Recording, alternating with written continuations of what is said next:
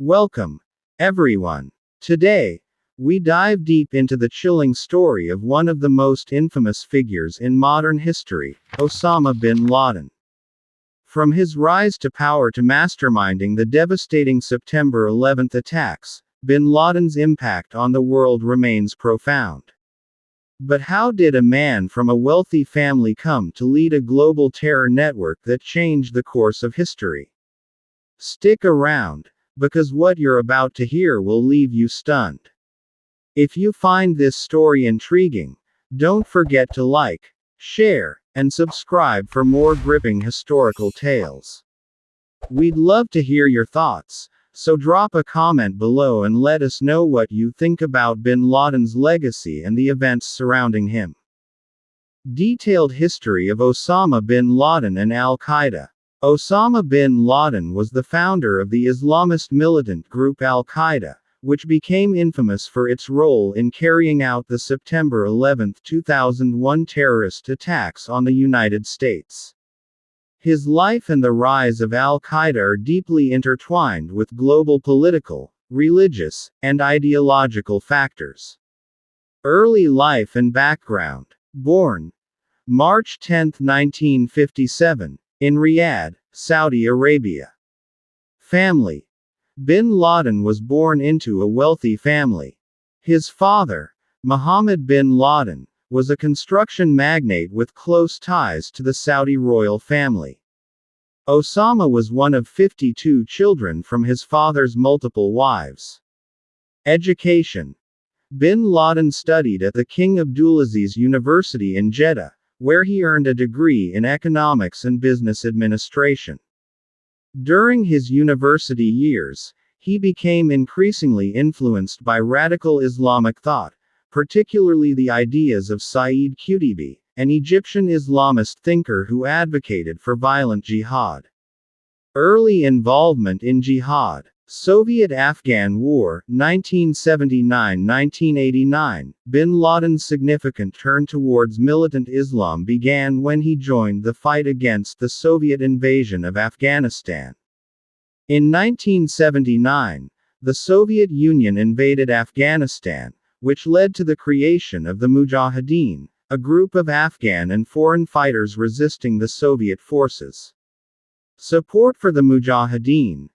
Bin Laden used his family wealth to fund the Mujahideen's efforts and personally traveled to Afghanistan, where he established Maktab al-Khidamat (MAK), an organization that recruited, trained, and financed fighters from around the world, including the future leaders of al-Qaeda. Bin Laden became close with prominent figures, including Ayman al-Zawahiri, an Egyptian physician and the future number 2 in al-Qaeda. Creation of al-Qaeda. In 1988, bin Laden formed al-Qaeda, meaning the base, an organization intended to unite fighters from the Afghan resistance and later expand to fight what he saw as corrupt governments and foreign influences in Muslim lands. Al-Qaeda's central goal was to establish a global Islamic caliphate and to wage violent jihad against Western nations, particularly the United States, which had military presence in Muslim countries. The 1990s. Radicalization and growth of al-Qaeda. Return to Saudi Arabia. After the Soviet Union withdrew from Afghanistan in 1989, bin Laden returned to Saudi Arabia, where he initially had the support of the royal family for his contributions to the Afghan resistance. However, his support for a more radical, anti-Western ideology eventually led to his falling out with the Saudi government, especially when bin Laden opposed Saudi Arabia's decision to allow U.S. troops to be stationed in the country during the Gulf War, 1990–1991. Exile. In 1991, bin Laden was exiled from Saudi Arabia and moved to Sudan, where he continued to expand his operations. During this time, al-Qaeda grew stronger and began training operatives, acquiring weapons, and planning attacks against U.S. targets. Al-Qaeda's first major attacks. In the early 1990s, bin Laden's group carried out a series of small attacks against U.S. interests in the Middle East, such as the 1992 bombing of a hotel in Yemen, where U.S. troops were staying. However, al-Qaeda's most significant operations were yet to come. 1996–2000. Al-Qaeda expands. Return to Afghanistan. In 1996, bin Laden was expelled from Sudan and sought refuge in Taliban-controlled Afghanistan, where he established a strong base for al-Qaeda. The Taliban provided bin Laden and his followers with protection and sanctuary, and al-Qaeda's global network began to flourish. 1998 Embassy bombings. On August 7, 1998, al-Qaeda carried out a synchronized bombing of the U.S. embassies in Kenya and Tanzania, killing over 200 people, including 12 Americans. In response, the U.S. launched missile strikes against al-Qaeda training camps in Afghanistan and Sudan, but bin Laden escaped. The U.S. wanted list.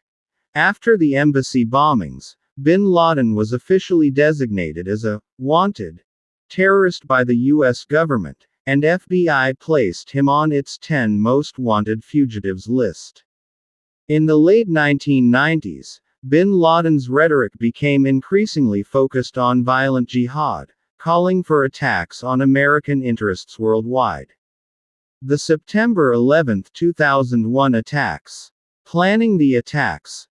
Bin Laden and al-Qaeda's most infamous act was the September 11, 2001 terrorist attacks.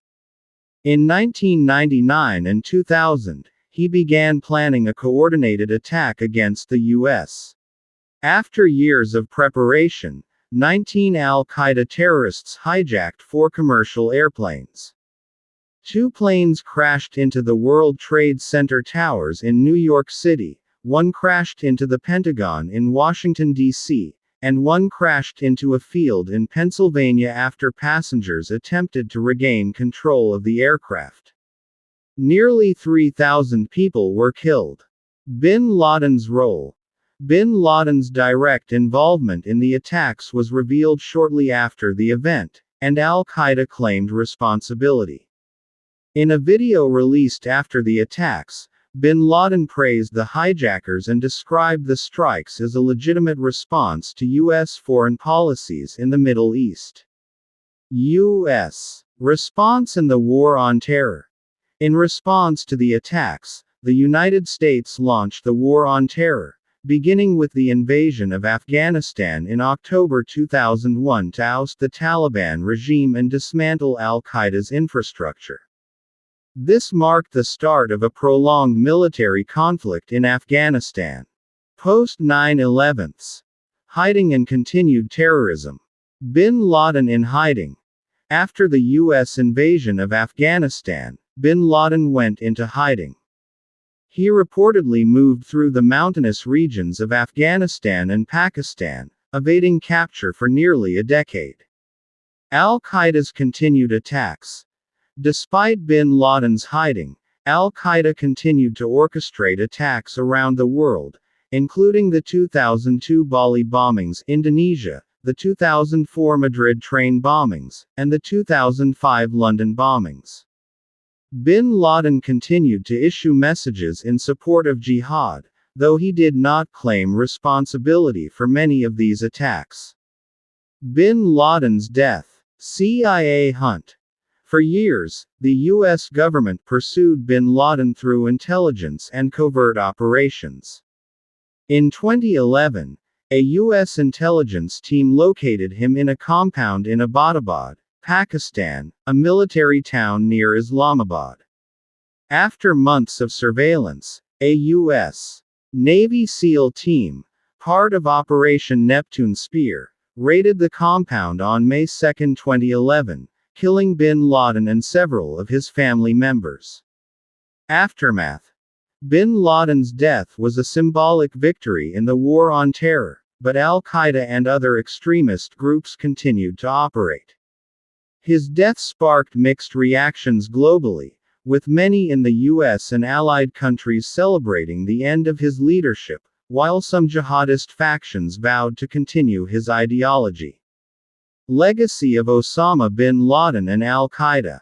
Al-Qaeda's influence. While bin Laden's death weakened al-Qaeda, his ideology lived on. The organization continued to inspire and support other jihadist groups, including ISIS, Islamic State. Al-Qaeda has also maintained a presence in regions like the Middle East, North Africa, and parts of Asia. The global impact. The legacy of bin Laden and al-Qaeda includes a reshaping of global counterterrorism efforts, with nations implementing stricter security measures and intelligence sharing protocols. The global fight against terrorism, which escalated in the wake of 9/11, continues to influence world politics. Ideology. Bin Laden's extreme interpretation of Islam and violent jihad continues to influence jihadist movements. Al-Qaeda's ideology of resistance to perceived Western imperialism and calls for the establishment of an Islamic caliphate remain at the core of many radicalized groups worldwide. Osama bin Laden's life and actions left an indelible mark on the world.